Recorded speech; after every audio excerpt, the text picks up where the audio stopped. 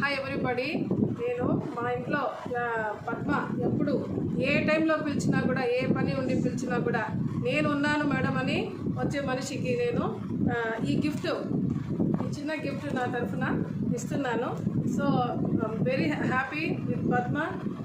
ఇట్లా వాళ్ళకి మేము మర్చిపోకూడదు. పండగలే కాదు, మామూలు టైంలో కూడా మనము వాళ్ళకి ఏదో ఒకటి ఇచ్చి సంతృప్తి పరచాల. ఇప్పుడు బంధువులు వస్తే బాగుపడు. బంధువులు వస్తే ఒక రోజుకి 10,000 సరే ఖర్చు పెట్టేస్తాం, 4,000 సరే పెట్టేస్తాము. మంచి ఫుడ్ తినిపించి పంపిస్తాము. వెళ్ళేటప్పుడు ఫుడ్ బాగుంది లేదు ఇవన్నీ కూడా అంటూ ఉంటారు. కానీ ఏమి ఇచ్చినా కూడా తృప్తిగా తీసుకెళ్లే వాళ్ళు ఇలాంటి వాళ్ళే. సో ఈ గిఫ్ట్ నేను పద్మకి ఇస్తున్నాను నా తరఫున. సరే, ఇవే నా పద్మ ఎప్పుడు పిలిచినా నాకు రెడీగా ఉంటుంది. ఎంతమంది వచ్చినారమ్మా ఇంటికి రామ్మా నాకు హెల్ప్ చేయంటే ముందుగా వస్తుంది. అందుకని ఆమె నన్ను సంతోషపరిచినప్పుడు నేను ఆమెను సంతోషపరుస్తాను. కాబట్టి అందరూ కూడా ప్రతి ఒక్కళ్ళు పనువాళ్ళు అని చూడకూడదు. వీళ్ళు నీడీ పీపుల్, వీళ్ళకి అవసరం ఉంది, బంధువులకి అవసరం లేదు.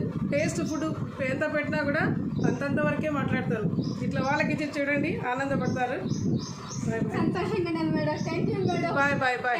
Thank you madam. Welcome always. Okay.